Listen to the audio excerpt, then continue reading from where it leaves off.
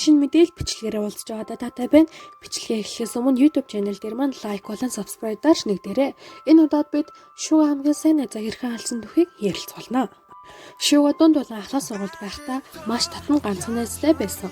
Тэр найзтай бүхний хаалцтай байсан. Бүр ирээдүйн мөрөөдлөө яг тэр үед нь юу тулгарч байсан зовлон жаргал нууц бүгдийг нь хэлж ярилцдаг маш энгийнээр хэлбэл үе зайгүй анд нөхөд байсан. Гэтэл нэг өдөр тэр найз нь Шугад юу ч хэлэхгүйгээд алга болчихсон. Тэгээд Шуга маш ихээр зочиртож тэр найзаа бүр хайсан боловч олж чадаагүй. Арга мухарсан Шуга аав ээж дээр нь очиж асуусан. Гэтэл тэр найзын аав ээж Шугад түүнийг шоронд орсон гэж хэлсэн. Хамгийн сайн найзаа шоронд орсныг мэдсэн Шуга маш их ганцаардаж бэнгэлсэн.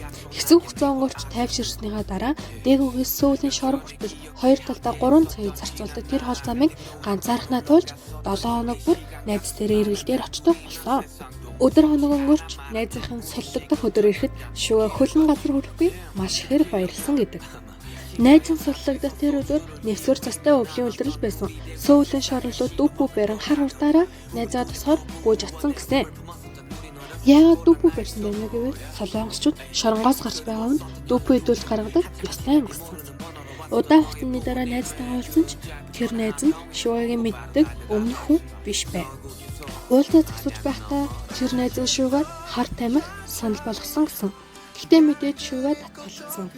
Энэ хүү байдлаар тэр найзын нь ааш зан эвдэрч буруу зам руу орсон байсан болохоор Шуга яах чаргагүй найзхан холбоог тасалсан гэсэн.